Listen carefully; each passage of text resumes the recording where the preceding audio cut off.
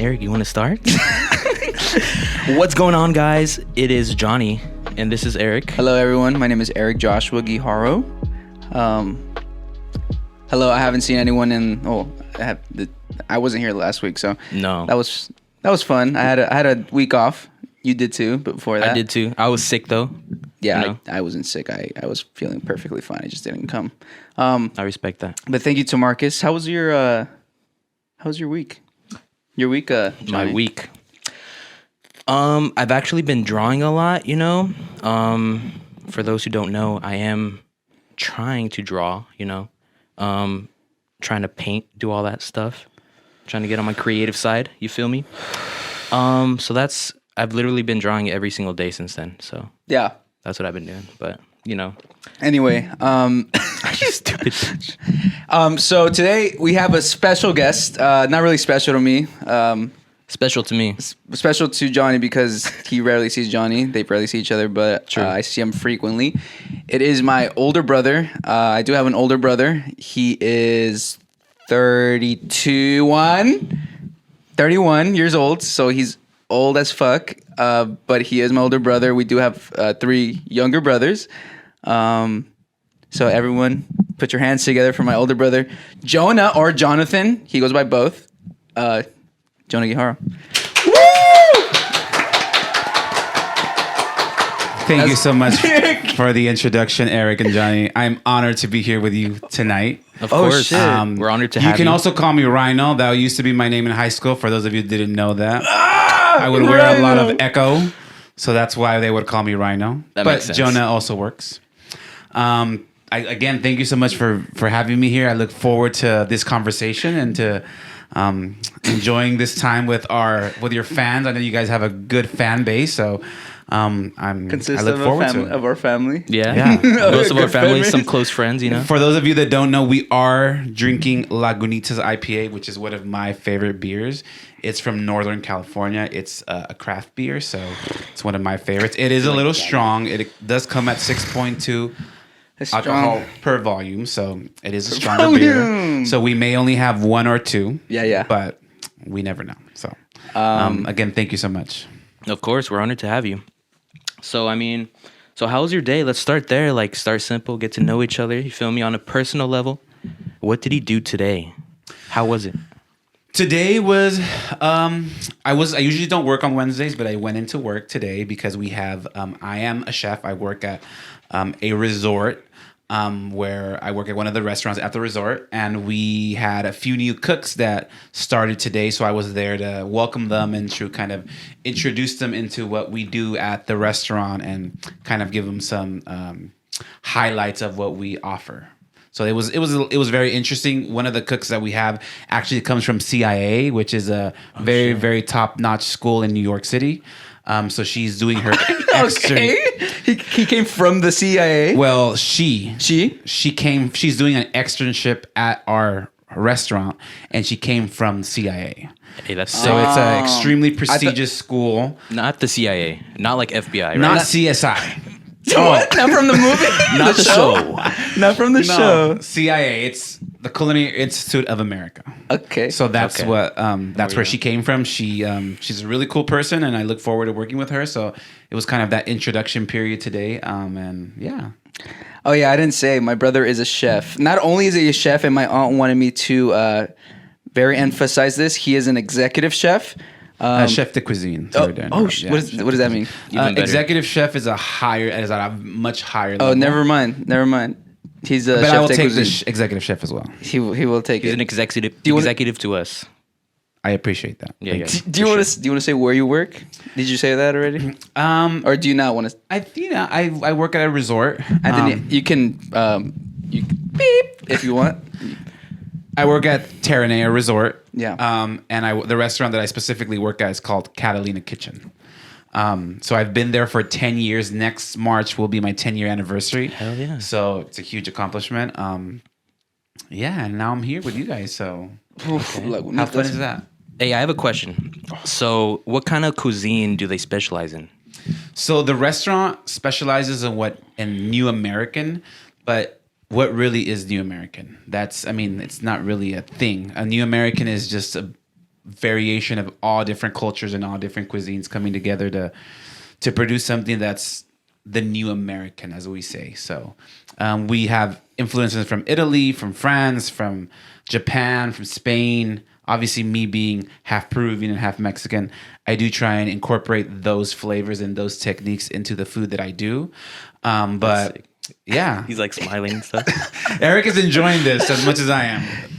The thing is, I know him. He's not this serious, and I feel like we're like interviewing him for like a TV show or something. He's being very proper, but he's not proper at all. But no, yeah. Let's continue, Mr. Proper. So you said your chef. And I will say he's a really good chef. Would you say you lean more like in terms of food, more Peruvian than Mexican? I definitely would. I think that although I really enjoy Mexican food, I think that my mom being Peruvian, me having that background, has really pushed me into cooking more Peruvian dishes. So I will say this past weekend, actually, we have buffets on Sunday. We have what is called Sunday brunch. And we did lomo saltado, which is a very popular That's my favorite. Peruvian Bring dish. it up, Anthony. Thank you. Go Very ahead. popular Peruvian dish. And we actually were able to offer it on the buffet, and our guests really, really enjoyed it. And I mean, every week I try and put a little bit of me and of the influences that I have in the food that I create. So it's a lot of fun. There you Right go. on. There you go. There you go. It's a lot of fun. Hey, I think this is really cool because I feel like I don't really know you, at least right now. Because I remember you and Eric, I used to go to your house every single, not every single day, maybe pretty often. You have to give some backstory. Backstory. We used to live across from each other. We used to live in like these American complex, Yeah, sure. apartment complex, and Johnny was on one side and we were on the opposite side. And I would frequently see Johnny. Vice versa, we would all see each other. Yeah, we'll keep going. I wanted to mention this story. I don't know if you remember, but I think it would be funny to mention. I remember me and Eric were like teasing you, and then you tried like spilling water on us. And then I don't remember exactly, I don't remember but like that. you don't? No. It was in that apartment building. You don't remember that? I don't know, but I'm sure it was. I mean, we lived there for so many years, so I'm sure there was a lot of, us hanging out and us, being together. So yeah, I mentioned that because ever since then I've been like, I felt bad, and I just wanted to formally apologize For what? for messing with you. For what? No, don't apologize. What? well, thank you. There's Apology accepted. So, guys, this is my closure. I just wanted to let everybody know. So, thank you for that. I of appreciate course, yeah. Cheers to that. that. Cheers to that. Cheers to closure. Closure. Cheers, Eric.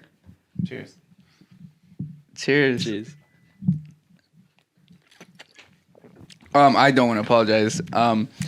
So when we were growing up, obviously I'm younger, but when we were growing up, he was so mean to me.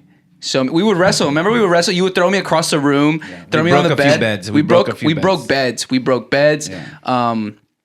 I remember one time I did like a leg drop on him, and I didn't know how to drop my leg, and my heel hit the right side of his face, and a ball formed. hell I don't know if you remember. And then my grandma was like ready to kill me because Because I am her favorite. Yeah. And obviously my face and making sure that it's good is very important. Continue. For sure. There you go. What the hell?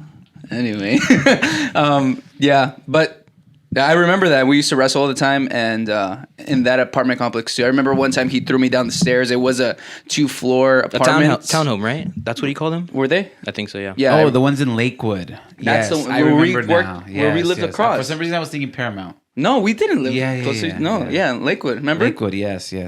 Remember we had the roommate. Yes, Yeah. You guys had a roommate? Yeah, We did. We had a roommate, yeah. roommate, yeah. Okay, everything's like piecing together. and then for me. that's when we had our dog, Mitch, wherever you are. I don't know Yeah. where you are. Jesus. Peru. You're probably not alive anymore. What happened to but the dog? We don't know. I don't What know. happened to the dog. I think my mom like sold him to someone in Peru. That sounds about right. That sounds about right. Yeah. Bruh, that's crazy. Yeah. Wow. Yeah. What else do we have? I mean, I guess we could get back on topic. Oh shit, my bad. Let's see. What, Oh, okay. So this is a good question. We actually never talked about this, but when did you decide to be or to fully pursue I don't know the proper way to say it, culinary and foods? I feel like for me, I don't fully know what I want, and I'm 25, but like I'm still trying to. I'm kind of figuring it out right now. But you figured it out really young. So if you want to walk me through that. Yeah. Well, I think growing up, I always watched my grandma cook, and I remember her just telling me that when I was a young boy, I would like to just stack up different canned goods and to just stack them into a pyramid or do that. And I think since then, that inkling for me to want to cook was always there. And growing up in a Peruvian household, we cook every day, and we make the best food. So that really influenced me. And as soon as I graduated high school, I said, I want to go into culinary. I want to become a chef. I was very, very young and very new to the scene, so I wasn't sure of where or what I needed to do. I knew I had to go to school, so I actually went to culinary school in Peru for a year. I was out there. I studied abroad for a year, and I was able to learn traditional techniques and flavors. And That's dope. I didn't know that. Yeah, just ways in which we cook Peruvian food traditionally. And I think having that experience really, really catapulted me into just continuing that path. So I was there for a year. I moved back to the States.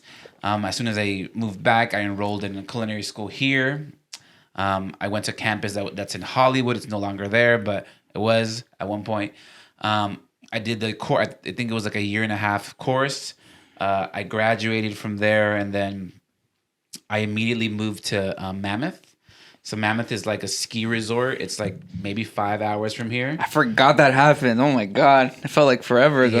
Yeah. It was a lot of fun. I really learned the basics there and like what cooking is, and I think it was like a great experience for me just to work in that kind of atmosphere. It wasn't fine dining or anything like what I'm working in right now, but it was a good first look at what the food scene is. And yeah, it was a great experience. I was there, and then I decided that it was just way too cold in Mammoth. I was done with the cold weather, so I stayed there for a season, and then I was like, I need to go somewhere where it's warm and hot, and I can see the sun. So I came back to Southern California, and I found this job that I'm currently at still. He's been there for like 10 years, no? Next March will be 10 years, yeah. Fuck. Next March? Yes. Well, this coming March, I'm sorry, 2 months. Okay. So it's been definitely a nice trip, but we are during that time I also worked at a few other restaurants. So simultaneously I worked at the resort, and then I was able to learn techniques and different flavor profiles from different restaurants that I worked. So I was able to indulge in Italian food and Mexican. You've created dishes like our actual menu. Right? I have assisted in creating menu items for different restaurants. I've helped open restaurants. So it's definitely been a process that I've been through. And, within the last 10 years, I think I've been able to really solidify who I am and who I want to continue to become as a chef. So, it's just a little bit of an overview of me and that's like what hella I enjoy detail. doing. Why are you laughing? You know what I just thought about right now? Anthony, you remember when we were younger? Hold on. So my brother is the oldest of the grandkids, and then it's Anthony, and then it's I, and then it's Bella. But we're the three guys. We're 3 years apart, right? So like there's somewhat of a difference. Well, 6 years between me and my brother. But I remember one time he was like, we were younger. He was like, hey, you guys want to enter into a contest? We were like, sure. Well, what is this contest? He was like, it's a possibility that we can be featured on the show or maybe win some money. And I remember thinking like, oh, what the heck? This is weird. It's my older brother. Like he doesn't really talk to me. Like I'm gonna try to do it.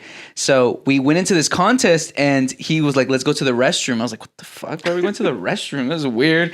I was like, all right. He closed the door. He turned on the lights, and he was like, we're gonna sing a song. And I was like, what do you mean we're gonna sing a song? He's like, yeah, we're gonna sing a song. And Anthony and I were like, what the hell? We don't like, what songs do we all know? So I think we sang. I believe it was a Jonas Brothers song. Jonas Brothers Makes song. sense that it was a Jonas Brothers song. Yes, it was a Jonas Brothers song, and I remember the show was like we were auditioning for like Ellen or something. Yes, we were. Ellen. Yeah, so like we did the whole song together, and it was weird because we were just like singing this Jonas Brothers song, like 2 minutes knowing it existed. And then at the end of the song, it was so funny. My brother was like, "You know what? We love you, Ellen."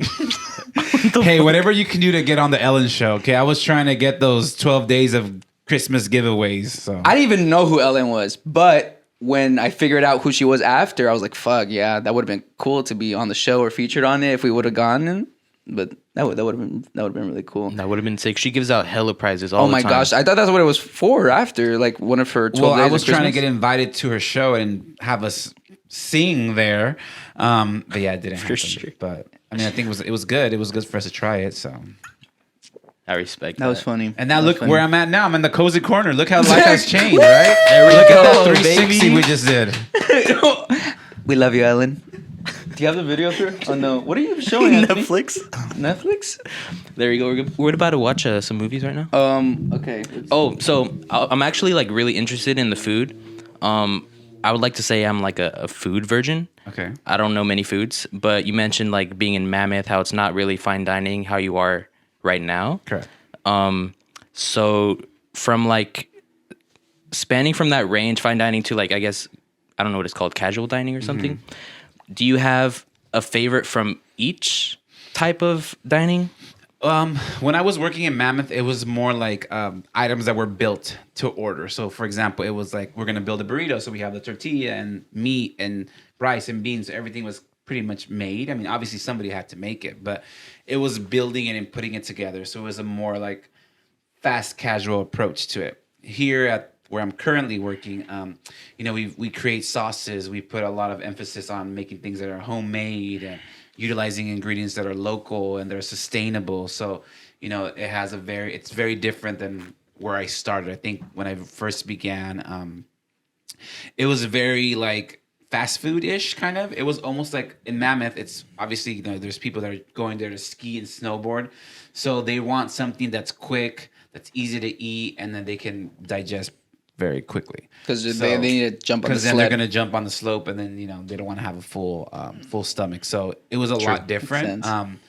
But yeah, I think that throughout the years I've been able to really like refine my technique and the way I present food. And I think that not for everyone, but for me, food is an experience, and food should be something that is not only enjoyed through your palate, but enjoyed visually. And then if you ever cook a steak or cook any kind of chicken or any meat which you're sautéing, you hear this sound, which is like a crackling sound, which is that sizzle, right?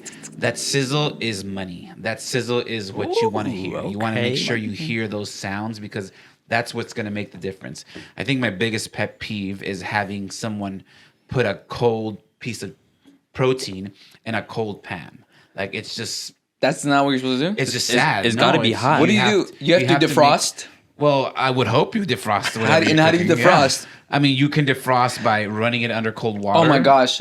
I have a story about defrosting. My mom would never defrost her chicken. She would take it out and then put it I guess that's defrosting. Put it in hot water, but like 10 minutes, quick. And then no matter if it's hard or not, she would throw it on the pan, right? Yes. I mean, defrosting in hot water is you're partially cooking the protein or whatever you're cooking. So how do you defrost it? You should run it under cold water because if you're putting hot water, think of it, you're boiling the meat or whatever you put it because that's how you would boil chicken or boil anything else. Yeah. So you want to defrost it under running cold water. You could also use a microwave. I prefer cold water. And then you could also just remove it from the freezer and put it in your refrigerator and then, thaw it out for a day or two until you're ready to use. That's what I do. Those are the best techniques to do. You obviously want to make sure you're not leaving it outside for too long because then we can get bacteria to grow and then you don't want to eat that. So some people don't.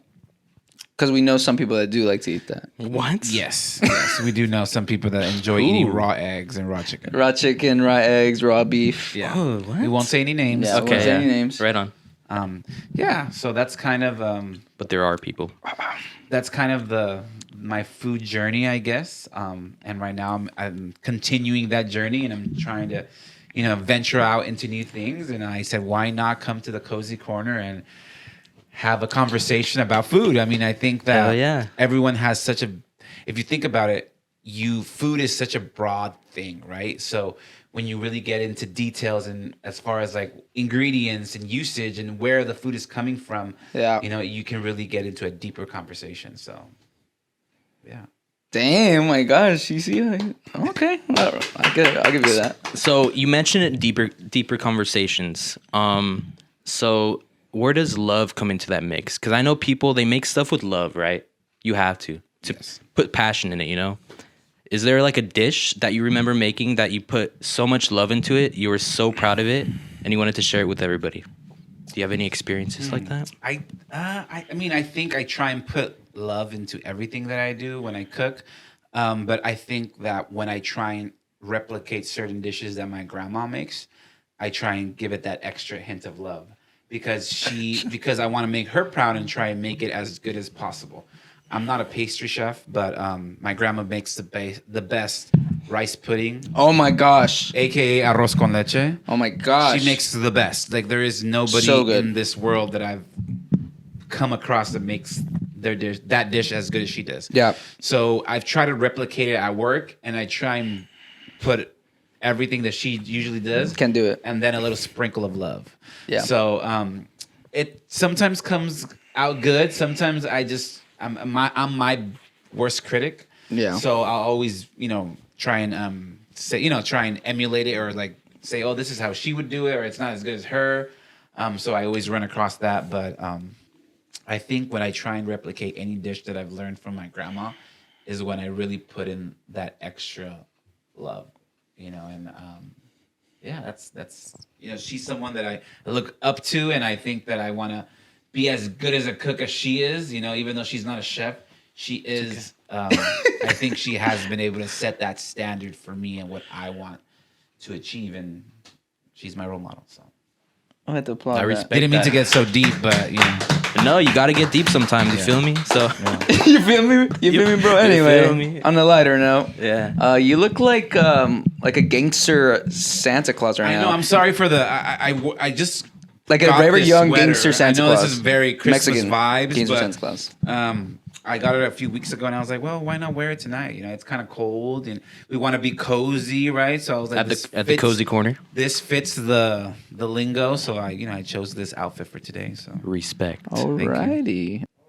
So I want to what do you guys enjoy cooking? Is there a dish that you can say, oh, I enjoy making this dish? We'll start with Johnny. Wait. What's up with Johnny? I was still thinking. Okay. I guess this is kind of okay. This is cool. Anyways, you mentioned lomo, right? Mm-hmm. My mom, she had like her own version of making lomo. But literally, no, yeah, 2 days ago, I was like, can you make it how they make it at Hilimon? You know the restaurant, right? Yes. And she was like, okay, like, you want to help me? Like, I want to learn too. Yeah. And then we did like some sauteing, like, I don't know the terms for it, but like we saute the onions with the tomato and all that ají amarillo or something. Yes. And then she did it really well. I was like, holy crap, like this almost like you can't get it exactly, but like you could get it really close. And so far that's been my favorite thing to cook. Like 2 days ago we made that. So I think that's awesome. Yeah, That's really good. Heck yeah. So you could say you could remake it another day when your mom would be around? Okay, I will need some assistance, but after that, I think I could make it on my own. Good. Yeah. That's awesome. Eric? Cereal? Cereal, milk and cereal. Also, I mess up the ratio sometimes, but it's okay. I don't cook. I don't know how to cook. My grandma's the one that cooks here. Thankfully, she's very good. So I'm eating all the foods basically that Jona likes to cook. Yeah, no, I don't cook. I didn't catch that gene. I'm just like my mom. She didn't catch that gene either. Jesus. So it's just my brother, my grandma. My dad also doesn't know how to cook. But yeah, I didn't catch that. I caught other good qualities, just not that. But yeah. Well, I think Johnny can teach you how to make a lomo saltado now. So maybe you guys can have a little class together, and he can show you how it's done. I think that would be Hell good. yeah. Talking about a little class, we have a little surprise after this with my brother. I won't say what it is. You'll see if you stick to the end of the video. It's gonna be really awesome. But yeah. So what is your least favorite dish or like type of food that you like to cook? Now, maybe not. Let me say that again. Maybe not your least favorite, but the hardest to cook or to perfect. I don't think there's any dish that's hard to cook. I think My that bad. it just requires specific technique, meaning like specific, like you have to make sure that your oven, if you're gonna roast something in the oven, that it's at the perfect temperature. You know, if you're gonna, like I said, saute a steak or a piece of chicken or fish, you want to make sure that you're using the right oil, that your pan is hot, that you're using the right spatula. All those are important details. I think what happens a lot with a lot of people is that they try and rush food because they just want it done quicker, and then they mess it up. So I think being able to take your time and really paying attention to the ingredients and letting the ingredients speak for themselves really makes all the difference.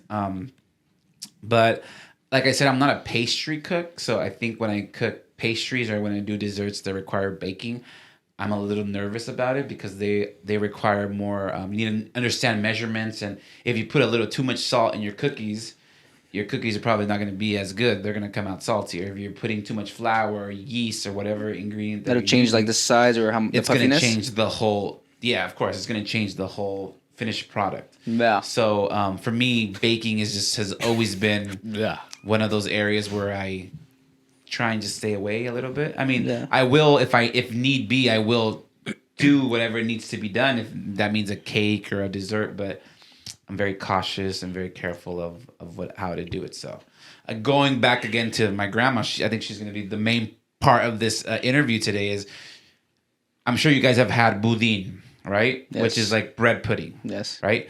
So traditionally, American bread pudding is it's more moist in consistency, so the bread is not as dry. My grandma makes a version where it's more compacted, a little drier, which is still great.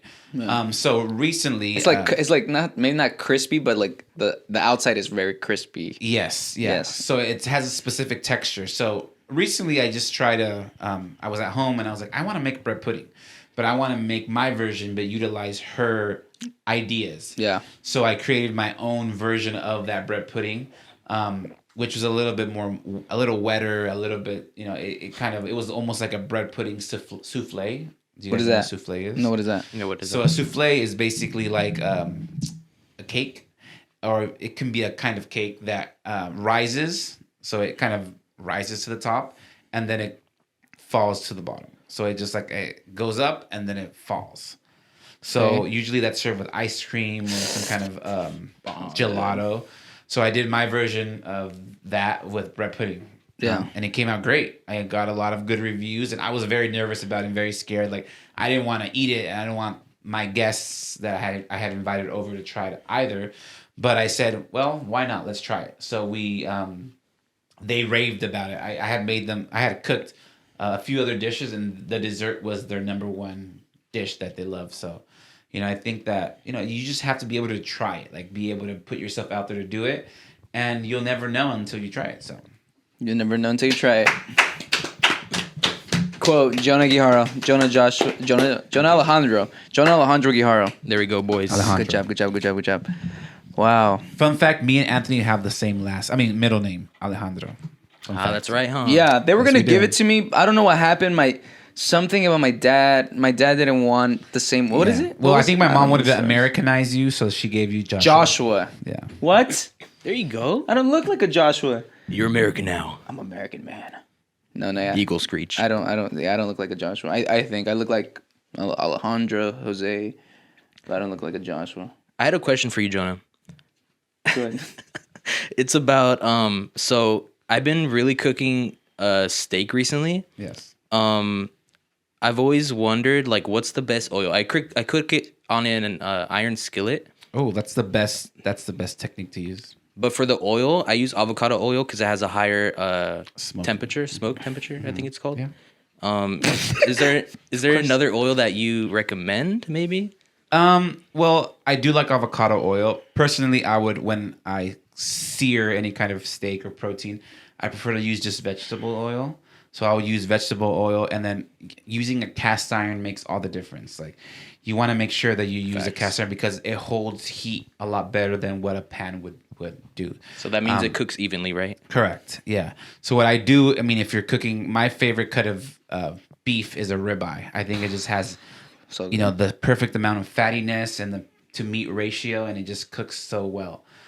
So seasoning the meat properly on both ends, and then letting the pan get hot. Adding a little bit of you don't need to add too much vegetable oil. I think sometimes we make the mistake of overdoing the vegetable oil, and then it's just too much. So what I would do is just add a little bit just to cover the bottom of your pan. You want to remove your steak from your refrigerator at least 30 minutes to an hour prior. Write this down, guys. Write it down. So that this, yes, please take note. Take notes. Take notes. Go ahead. Just so that if you think about it, if you're putting a cold protein into a hot pan, it doesn't flow. So the meat is gonna be like contracted, and then when you put it in the pan, it's gonna just kind of like slowly correct. cook. So you want to have it at room temperature. So when you put it down, it just sears evenly. You don't want to make sure you have that nice thick crust. So But okay, let me ask you this: isn't the reason to cook it? So like if you did put it frozen, how is that not cooking it?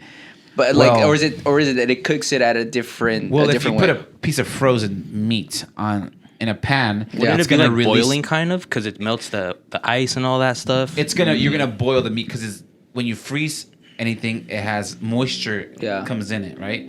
So then when you're gonna sear it, all that moisture is gonna come out and just come into the pan, and it's not gonna properly sear whatever it is that you're trying to do.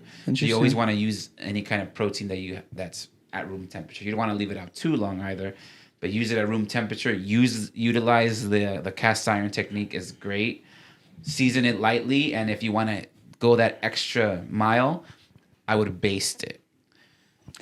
What is that? Please elaborate. So basting is See, basically this guy is just showing off right now. He's gonna send this to all of Hey, the I'm all the taking- restaurants in I'm LA, taking notes, though. I'm and then taking we're gonna notes. be like, "What the fuck? He got a nice ass job in LA. How did he get this job?" And they're gonna be like, "Oh, we saw the YouTube video where he's talking about the difference between a cast iron, Cast iron, that iron, one, yes. and then a regular pan. Yes. Come on, this is crazy. There's key differences, and See, There is, it though. keeps on going. There so is. we'll go back Okay, to the ahead. basting aspect. Go of ahead. it. For all the I'm viewers interested. out there, this is how you should cook your steak. Diaz, Take notes. Please.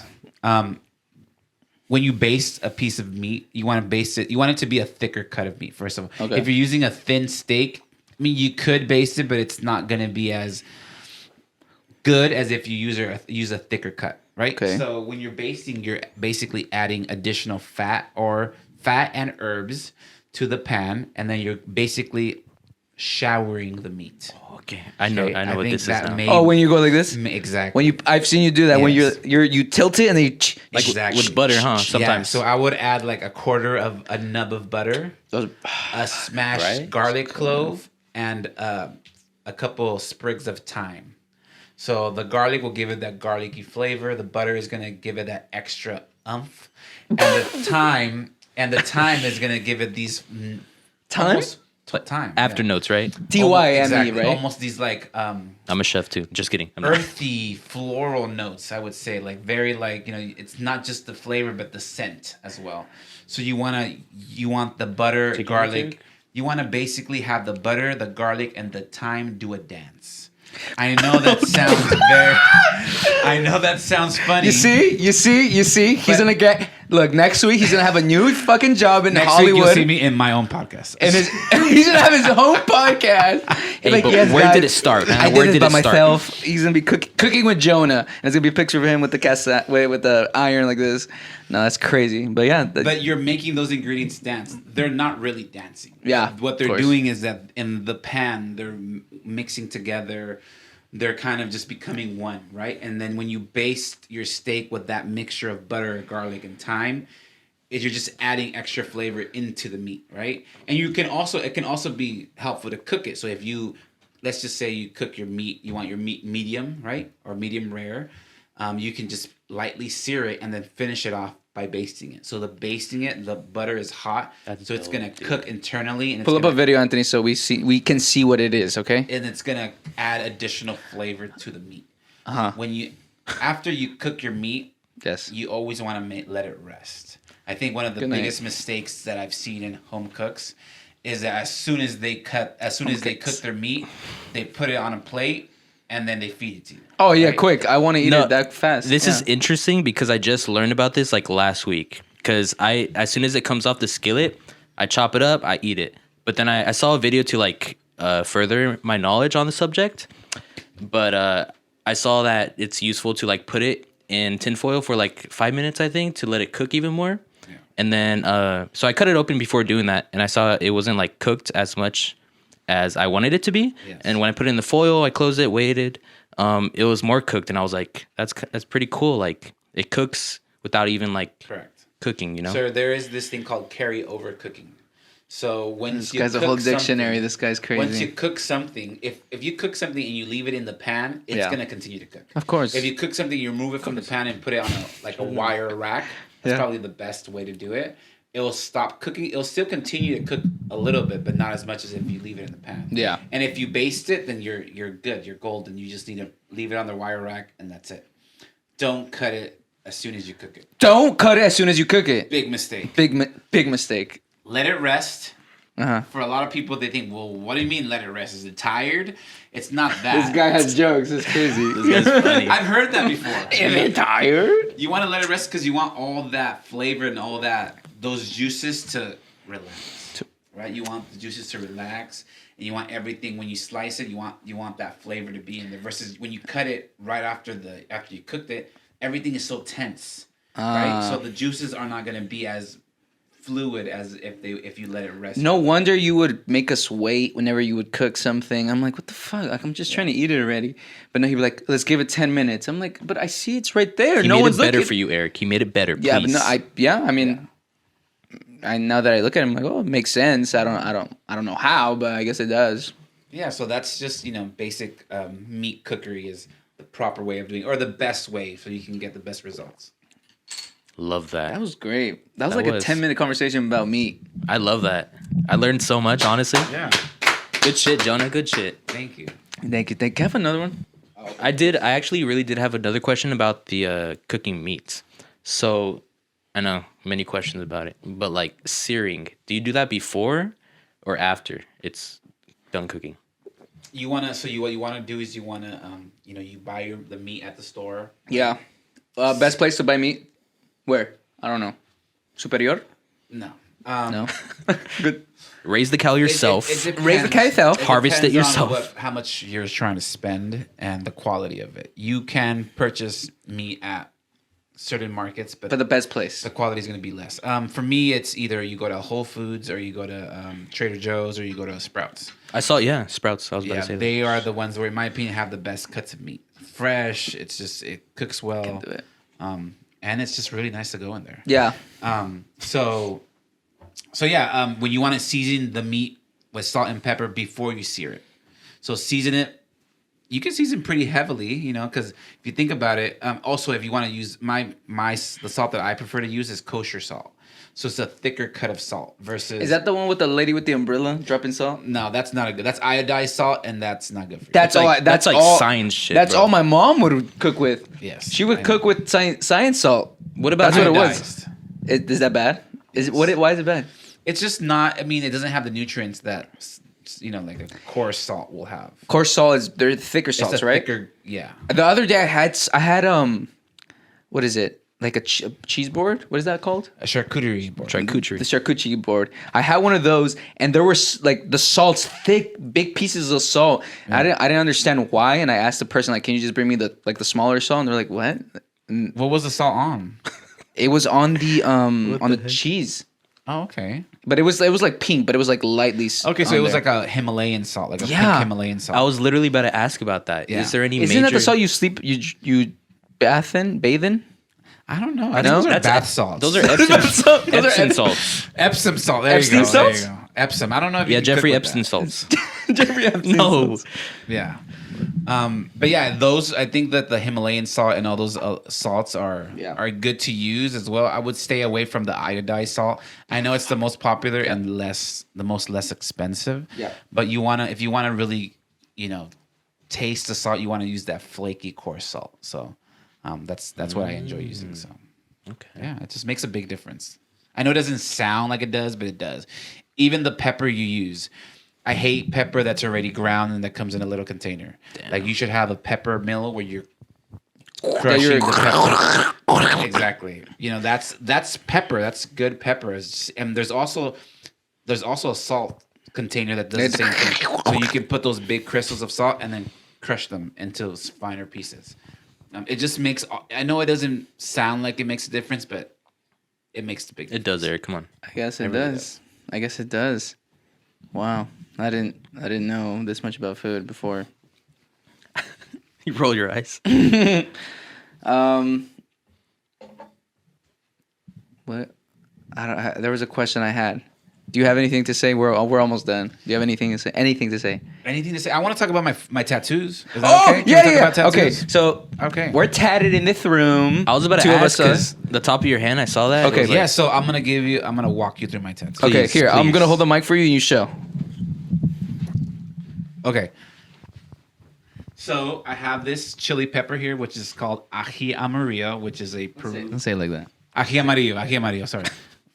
It's a Peruvian chili. It's one of my favorite chilies to utilize. If you're familiar with papa la huancaína, ají de gallina, this is the chili that you utilize for those dishes. So it is one of my favorite chilies to use. Okay. I have on my arm, I have Peruvian corn, purple corn, with cinnamon and lime, which is what we use the ingredients to make chicha morada. So chicha morada is basically like a Peruvian punch. Pull up a picture, Anthony. Peruvian punch, and it is amazing. You flavor with some pineapple and a little bit of sugar, and it just makes it's just amazing. Amazing. Yeah. Really if we continue to go up, we have I have my eggs with bacon. Now this is where we get to the more reckless tattoos, the more like what kind of tattoos are these? As you can see from the chili to the bacon and the eggs. But here we go. Yes. So these are bacon and eggs. I started working with breakfast food when I first started my career, so this is an homage to that. And I thought it looked really cool. It looks like a face. We have eggs here and we have bacon, so it's kind of crazy actually. Yeah. And as far as food goes, that's all that's in relation to food, except for one.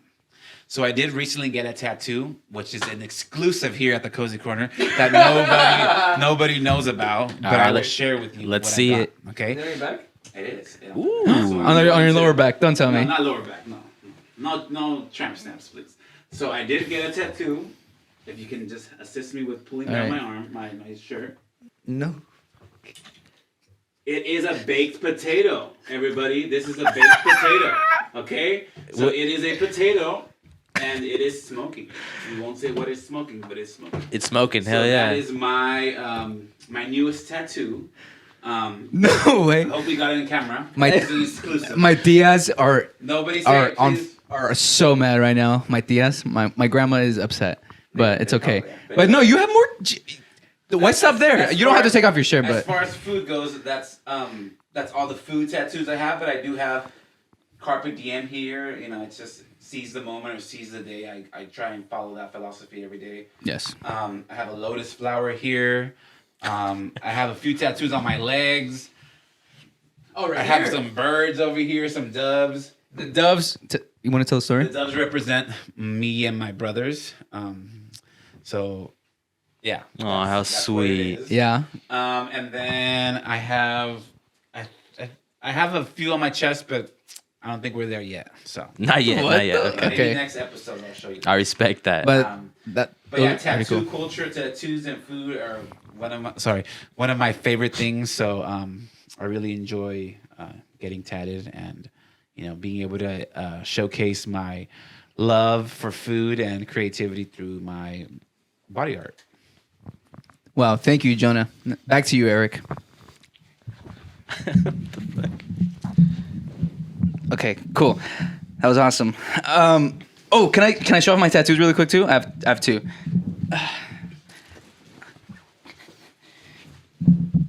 Okay, my turn. All right, so my first one was actually sponsored by my brother, Jonah. Thank you, Jonah, for paying for my tattoo. It was very expensive. It was very expensive, but it's fine.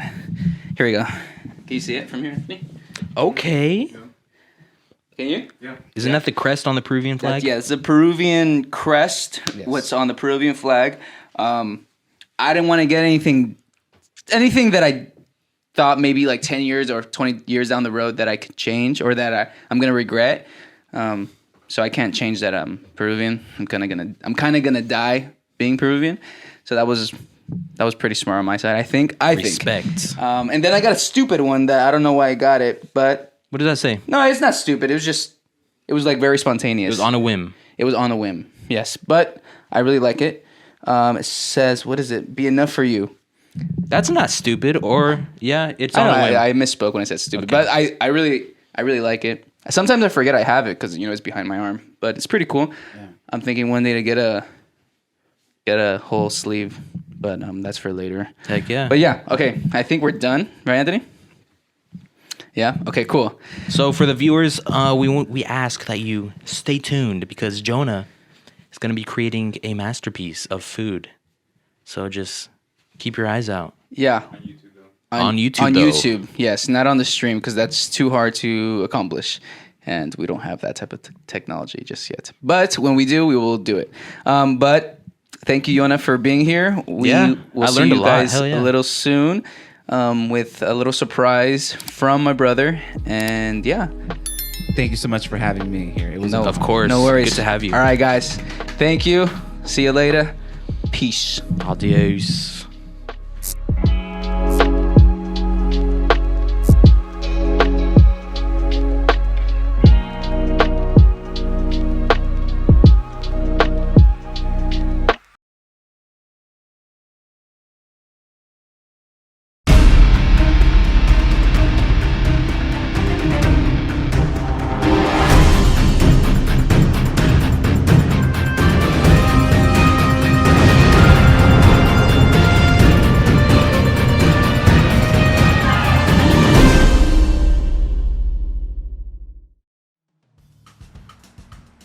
Hello, everyone.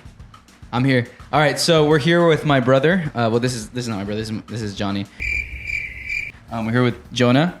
Say hi, Jonah. Hello, everybody. Thank you for joining us. Thank you for joining us. I'm Johnny. I'm Erick. Okay, so Jonah, if you want to describe what we're about to make. So, what we're gonna make today is gonna be the ultimate grilled cheese, okay? So for this ultimate grilled cheese, we're gonna need the following ingredients. We're gonna need a nice cut of sourdough. This is sourdough bread, which we've found in the local market. You want it to be not too thick, not too thin, so this is the perfect kind of size for it. Pretty good. We're also gonna have sharp cheddar and Gruyere cheese. We're also gonna utilize brie. So brie is a soft ripened cheese, which is gonna give it that creamy kind of flavorful texture and flavor to it. Yeah. And then the star of the dish is gonna be this lobster. So we have some lobster meat here that we have cooked with a little bit of butter and Cajun seasonings. So this is gonna be the filling. So this is really gonna make that dish just pop, right? Pop. And then last but not least, we have this ingredient here called truffle butter. So truffle butter is basically butter that has been flavored with truffle. Truffle is not a mushroom. It's a type of fungus that grows underground, and then we will utilize that as a spread on the sourdough bread before we sear it in the pan. So again, what we talked about earlier about that searing technique, I think we're gonna really be able to utilize that today when we sear the grilled cheese and really make that nice crust and that nice golden brown texture. So that's what we'll be making today. We're gonna utilize a little bit of vegetable oil as well. Yep. And then that's pretty much it. So we'll be moving on to our ultimate grilled cheese. So we're gonna grab a little bit of this truffle butter. It should be a little bit soft now because we've left it out at room temperature, so truffle butter. We're gonna add a little bit of this truffle butter to the outside of the bread. We wanna make sure that we are spreading it evenly, so we don't wanna leave a blob in the middle. We wanna make sure that it is spread throughout. And if you wanna just take a sniff of that. What do you get?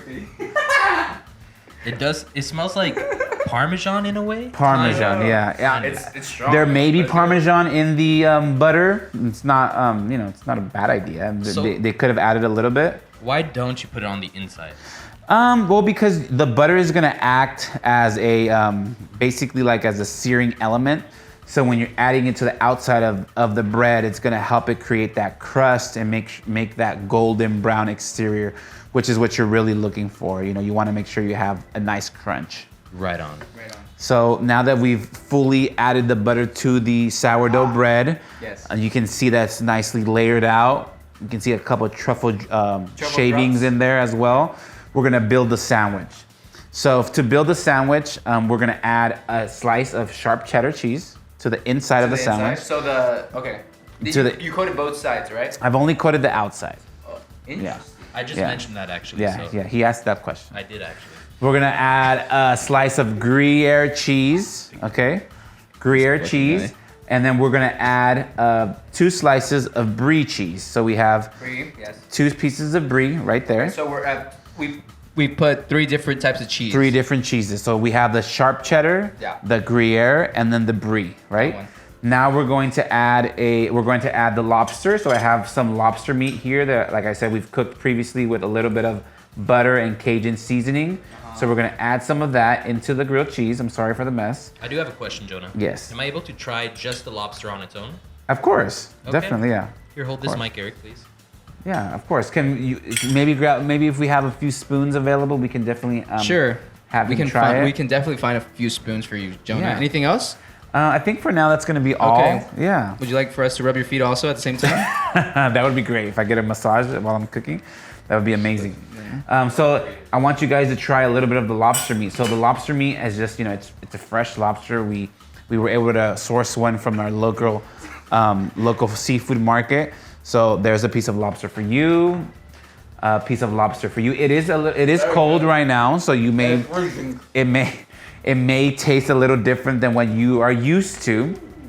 But it is, lobster is just a great seafood item that, is very luxurious and, everyone loves. So, we wanted to make sure and by utilizing this item, making this ultimate grilled cheese. So now that we've spread out some of the chunks of lobster, well, let's add some more. Why not, right? You can never go wrong with You can never lobster. go wrong with lobster. Yeah. So we're adding a few more pieces of lobster in there. We're gonna now add the top layer of bread on top of the lobster. So right now, both sides are coated, but the outside parts of the sandwich is coated, correct? Both sides of the sourdough bread is coated, and So both of them. yes, and there's nothing in the inside. So like you see there, we have a nice cold sandwich with looks with lobster, the 3 cheese At blend. least starts $15. I see right here, $15. Oh, absolutely, Could 15 you bucks. also call this a lobster roll? No, a lobster roll is usually made in a brioche bun, and the lobster is made into a lobster salad. Okay. Good to know. But it's also a very good lobster option. So now we're gonna go and get to the fun part. So now we're going to add, now that the oil has gotten nice and hot, we're gonna add the grilled cheese to it so that we can get that nice crust. Yes. So we're going just like this. If you hear that sound right there, that is the sound you want to hear.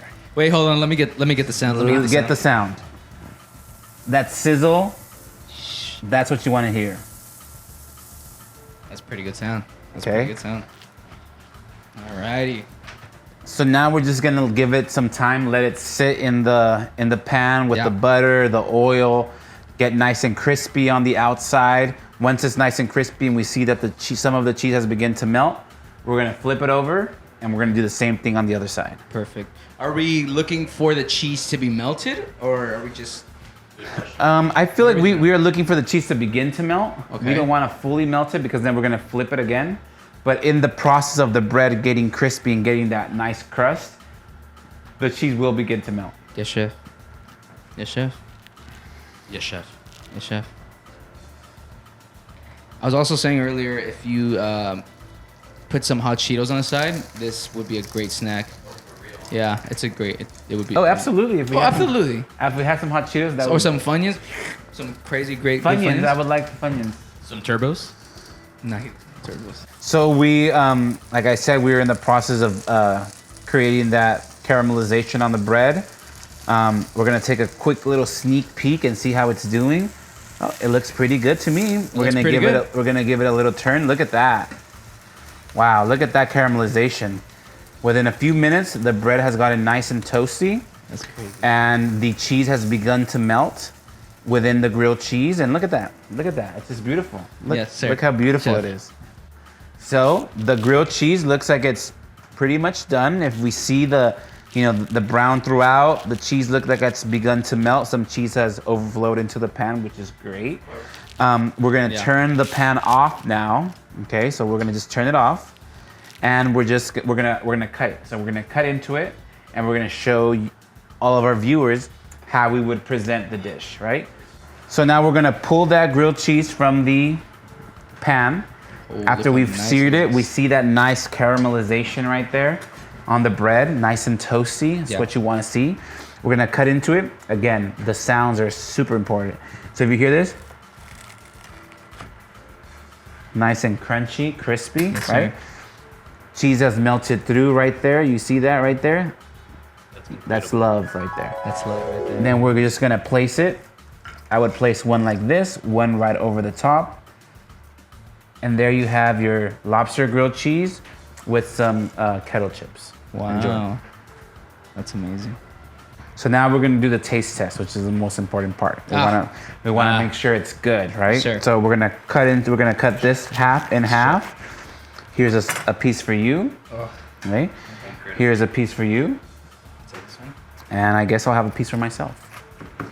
Shall we toast it when we're ready? We shall toast. Cheers. Cheers.